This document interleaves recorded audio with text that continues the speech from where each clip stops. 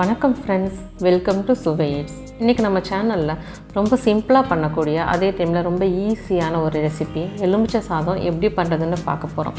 இது எல்லாருக்குமே ரொம்ப பிடிச்ச ரெசிபிங்க. ரொம்ப ஈஸியாக பண்ணலாம். வாங்க எப்படி பண்ணுறதுன்னு பார்க்கலாம்.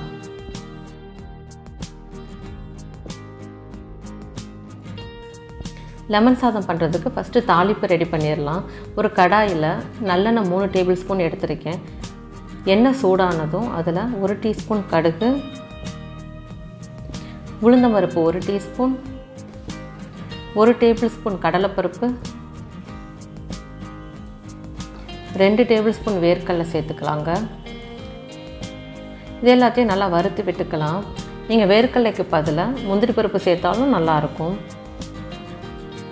லோ ஃப்ளேம்லேயே வச்சு வறுத்து விட்டுக்கோங்க.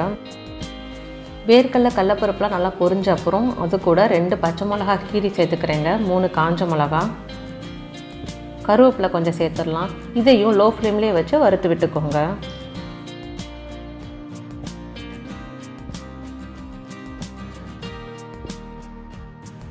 இப்போ இது கூட 1/2 டீஸ்பூன் மஞ்சள்தூள் சேர்த்துடலாம். மஞ்சள்தூள் சேர்த்தோன்னே நீங்கள் ஸ்டவ்வை ஆஃப் பண்ணிடுங்க.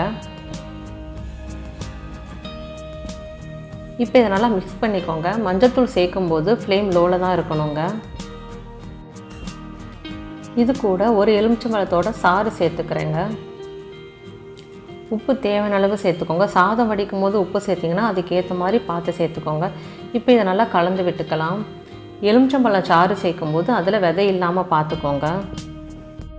அவ்வளோதாங்க, தாளிப்பு ரெடியாகிருச்சு.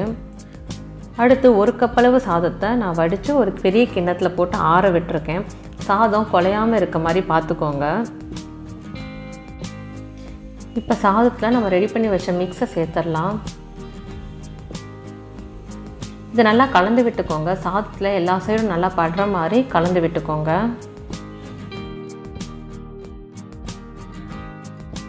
சாதம் நல்லா உதிரியாக இருக்கணுங்க, குழஞ்சி இருக்கக்கூடாது. நீங்கள் சாதம் வடிக்கும் போது 1 டீஸ்பூன் எண்ணெய் சேர்த்துட்டிங்கன்னா கூட சாதம் நல்லா உதிரியாக வரும். இந்த மாதிரி நல்லா கலந்து விட்டுக்கோங்க.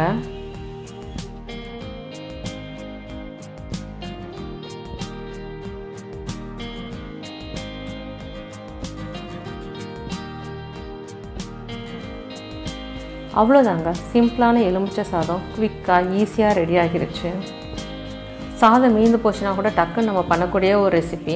லஞ்ச் பாக்ஸுக்கு குயிக்காக செஞ்சு கொடுத்துடலாங்க. கண்டிப்பாக இந்த ரெசிபியை நீங்கள் ட்ரை பண்ணி பாருங்கள். உங்கள் ஃபீட்பேக்கை கமெண்ட்டில் சொல்லுங்கள். நன்றி.